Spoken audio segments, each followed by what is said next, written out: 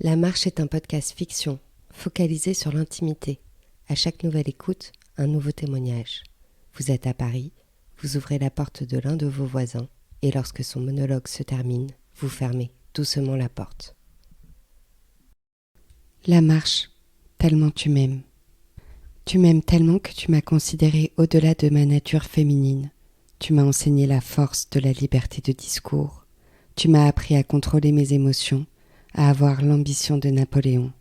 Tu m'as appris à ne pas me laisser faire, à respecter mon corps et mon intellect.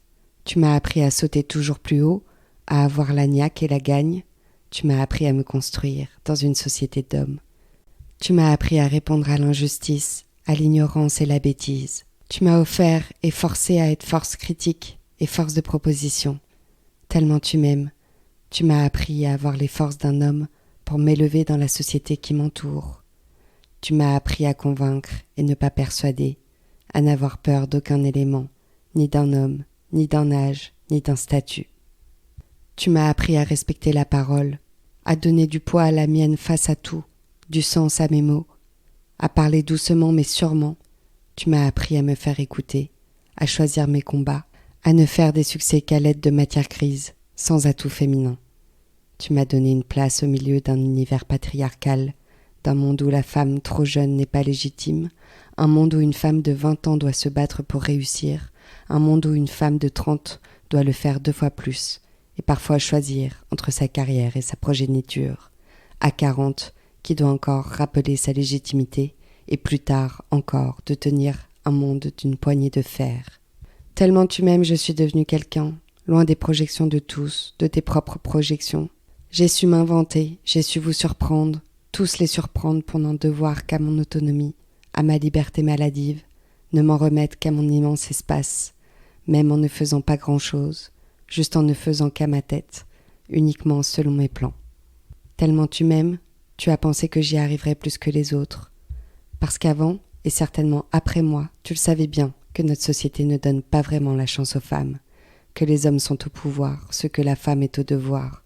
C'est ce qu'on disait en 1950, dans cette bonne vieille maison patriarcale. Heureusement, tu n'y apportes aucun crédit. Parce que tu savais bien trop ce qui allait m'attendre, les combats d'une femme et d'un homme à la fois, à forcer le respect pour rester libre, à me confronter au réel, à la saleté de réel. On me rappelle encore aujourd'hui qu'une femme trop ambitieuse est suspicieuse, qu'une femme trop caractérielle est étrange, une femme qui a des idées effraie encore, et ça tu le savais. En y réfléchissant, je ne suis féministe que parce que je suis profondément humaniste, que nous naissons, peu importe le sexe, libres et égaux, parce que je reste convaincue que la déclaration de l'homme appartient tout autant aux femmes, même si parfois la société l'oublie. Car je suis pour l'égalité. Hommes ou femmes, je les aime pour leur qualité, leur respect, leur intelligence, leur âme. Je ne respecte pas plus une femme qu'un homme, et pour moi être humaniste, c'est avant tout s'appartenir en tant qu'espèce. Parce que tu savais que je pouvais un jour perdre mon nom, en me mariant, parce qu'on trouvait ça normal avant, comme si perdre mon identité était naturellement naturel, et c'est encore un choix que de garder ses racines. Parce qu'on n'écrit pas le futur en supprimant l'histoire, sa propre histoire. Le nom, c'est bien la seule chose qu'on ne choisit pas, et pourtant, on y est si attaché. Tu as vu des femmes se faire écarter de grandes missions, des femmes fragiles et battues, des femmes en danger dans la rue. Et moi, parce que tu devais savoir que je serais face à tous ces dangers.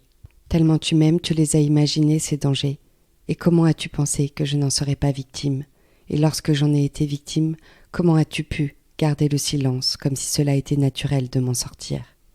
Parce que la femme dans son intimité peut être en danger, que la femme peut être en danger dans la rue, qu'elle peut être dévalorisée sur son lieu de travail, parce qu'une femme forte effraie, parce qu'une femme ambitieuse fait sourire, comme si une femme ne pouvait pas réussir par ses seules qualités. Et malgré tout, tu restes persuadé que les femmes seront égales aux hommes, profondément humanistes, profondément certain que les femmes iront sur Mars, que les femmes ont tout à faire gagner au monde, que tu restes plus inventif que moi sur l'avenir de notre société, une place de sécurité pour les femmes, des places de pouvoir, des avenirs artistiques, des combats hors normes, parce qu'il en faut de la force pour se tenir debout sans faillir, pour se sentir légitime et écouté, il en faut de la ténacité pour se faire accepter, et cela sans rapport de force.